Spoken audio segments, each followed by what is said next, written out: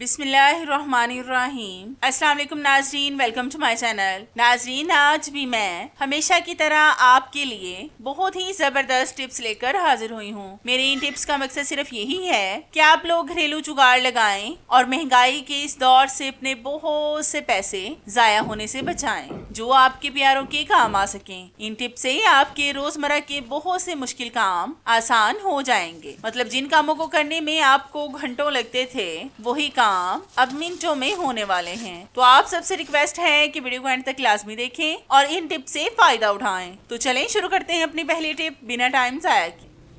नाजरीन, ये टिप मेरी रमजानुल मुबारक के हवाले से बहुत अहम है, क्योंकि रमजानुल करीम में हम बेसन का इस्तेमाल बहुत ज्यादा करते हैं। अफ्तारी के वक्त हम हर रोज पकोड़े बनाते हैं। मतलब पकोड़ों के बगैर ना हमारी अफ्तारी अधूरी अधूरी सी लगती है। क्या आपको पता है कि जिस बेसन का इस्तेमाल आप करते हैं वो असल है या फिर मिलावट वाला? क्योंकि आजकल मार्केट में बहुत सी चीजों में मिलावट होने लगी है, उन्हीं चीजों में बेसन भी शामिल है। आज मैं आपको बहुत जबरदस्त टिप बताऊंगी जिससे आप बहुत आसानी से टेस्ट कर सकेंगे कि इसमें मिलावट की गई है या फिर नहीं। तो इसके लिए मैंने यहाँ पर लिया है 2 अलग अलग शॉप से बेसन। इनको मैंने 2 अलग अलग बॉल्स में ही डाला है ताकि आपको फर्क करने में आसानी हो। फिर हम लेंगे 2 कांच के गिलासों में पानी आपने हाफ गिलास से थोड़ा सा ज्यादा लेना है। अब हम इन दोनों बॉल्स में से एक एक चम्मच बेसन का इन दोनों गिलासों में डालेंगे और इनको मिक्स करेंगे। अब मैं आपको 2 तरीके बताऊंगी जिससे आप खुद फर्क कर सकेंगे। एक, जो जल्दी पानी में मिक्स हो जाए उसमें मिलावट होती है, और जो जल्दी पानी में हल ना हो वो असल बेसन होता है। दूसरा तरीका ये है कि जो असल बेसन होगा वो पानी में मिक्स होने पर वाइट वाइट रहेगा, मतलब इसका कलर ज्यादा डार्क नहीं होगा। और जो पानी में मिक्स होकर पानी का कलर डार्क कर दे उसमें मिलावट होगी। तो आप देख सकते हैं कि इन ग्लासों में भी एक का कलर डार्क और एक का लाइट है, मतलब डार्क कलर वाले ग्लास में मिलावट वाला बेसन है। आप भी इस तरह से जब भी घर में बेसन लाएं तो लाजमी इसका टेस्ट कर लें, क्योंकि हमें पता नहीं होता कि किस चीज की बेसन में मिलावट की गई है, जो हमारे और हमारे बच्चों की सेहत के लिए ठीक नहीं है। इस तरह की चीजों से खुद भी बचें और अपने बच्चों को भी बचाएं। तो है ना ये जबरदस्त सी टिप? आपको कैसी लगी मुझे कमेंट्स में लाजमी बताएं। आपने अक्सर देखा होगा कि अक्सर हमारे आटे वाले कंटेनर में बहुत जल्द कीड़े पड़ जाते हैं। ये उस वक्त होता है कि जब हम पहले वाला आटा ना निकालें और फिर उसी के अंदर नया आटा डाल दें। जो पुराना आटा होता है उसी की वजह से आटे में सुंडियां पड़ जाती हैं। आपको चाहिए कि जब आप कंटेनर में नया आटा डालें तो पहले वाले आटे को निकाल कर अपने कंटेनर को अच्छी तरह से धो लें और धूप में सुखाएं। फिर आप इसमें आटा डालें। ये चंद एहतियात मैंने आपको बता दी हैं जिनकी वजह से आटे में कीड़े पड़ते हैं। लेकिन अगर फिर भी आप चाहते हैं कि कीड़े ना पड़े तो इसके लिए आपने लेना है एक सूंठ का छोटा सा टुकड़ा। इसको हम सूखा हुआ अदरक भी कहते हैं। इतना सा पीस आपने आटे में डाल देना है, लेकिन बहुत से लोग इसको पसंद नहीं करते और सूंठ को आटे में नहीं डालना चाहते। तो उनके लिए भी मैं आपको एक हल बता देती हूँ। तो इसके लिए आपने लेने हैं तेजपात के पत्ते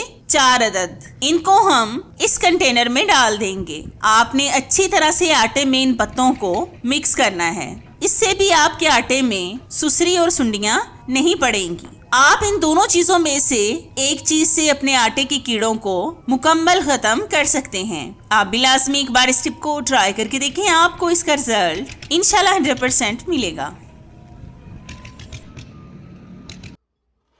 नाज़रीन, ये ट्रिप भी मेरी रमजानुल करीम के हवाले से बहुत खास है, क्योंकि इस पाक बरकतों वाले महीने में हम सहरो अफ्तार करते हैं, बल्कि अफ्तारियां भी करवाते हैं। ऐसे में हमारे घर में मेहमानों का आना जाना लगा रहता है। बाज दफा अफ्तारी के वक्त खाने के बहुत से बॉल्स होते हैं या कई दफा हमें बड़े बॉल में छोटा चम्मच रखना पड़ जाता है। अगर बॉल में ग्रेवी वाला सालन हो और चम्मच उसमें गिर जाए तो फिर उस चम्मच को निकालने में हमें बहुत मुश्किल का सामना करना पड़ता है। आज मैं आपको इसका बहुत आसान सा हल बताऊंगी जिससे आपकी ये वाली प्रॉब्लम भी सॉल्व हो जाएगी। तो इसके लिए आपने लेना है एक क्लॉथ क्लिप, इसको आपने चम्मच पर लगाना है। इस तरह से अब आप इसको बॉल में रख दें। अब ये बिल्कुल भी नीचे नहीं गिरेगा। अगर आपके घर में क्लॉथ क्लिप्स नहीं हैं, तो आप इसकी जगह पर रबर बैंड लगा दें। इससे भी चम्मच बिल्कुल भी ग्रेवी वाले सालन में नहीं गिरेगा और फिर आपको कोई भी परेशानी का सामना नहीं करना पड़ेगा। तो है ना ये भी जबरदस्त टिप जिससे आपकी ये वाली प्रॉब्लम भी सॉल्व हो जाएगी।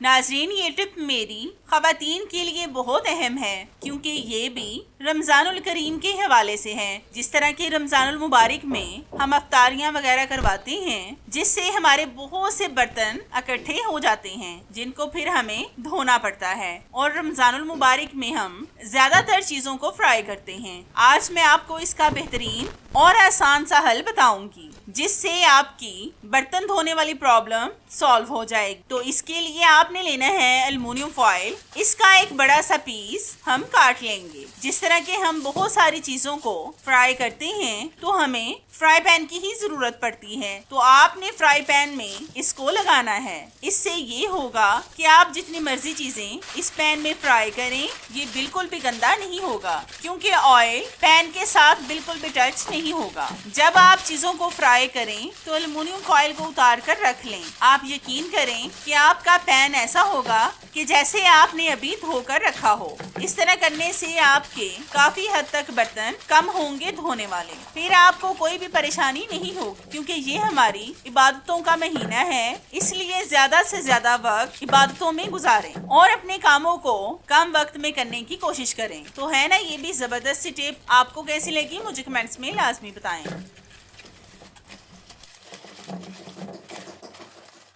आज मैं आपको एक बहुत आसान और बहुत जबरदस्त सा हल बताऊंगी जिससे आपके काले बर्तन मिनटों में साफ हो जाएंगे और इस पर आपकी मेहनत भी नहीं लगेगी। तो इसके लिए आपने लेना है सल्फ्यूरिक एसिड। इसको हम काला तेल भी बोलते हैं। ये आपको केमिकल वाली शॉप से बहुत आसानी से मिल जाएगा। इसे सर्फ बनाने में भी इस्तेमाल किया जाता है और हाँ, इसका इस्तेमाल डिश वॉश लिक्विड बनाने में भी किया जाता है। ये बहुत स्ट्रॉन्ग क्लीनर होता है। इसके चंद ड्रॉप्स हम देगची पर डालेंगे।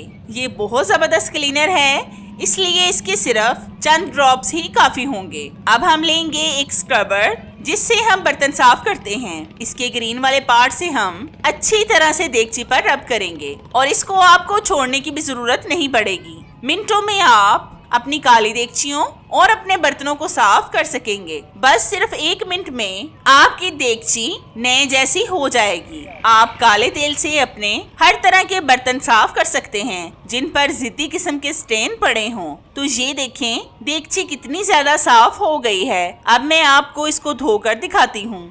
तो ये देखें व्यूवर्स, हमारी काली देगची कितनी ज्यादा साफ हो गई है जैसे अभी बाजार से नई खरीदी हो। आप भी काले तेल को एक बार खरीद कर रख लें, इससे आपके 2 महीने आराम से निकल जाएंगे और इससे आपकी काली देगचियां मिनटों में साफ हो जाएंगी, वो भी बगैर मेहनत के। आप भी लाजमी एक बार इस टिप को ट्राई करके देखें, आपको इसका रिजल्ट इंशाल्लाह 100% मिलेगा।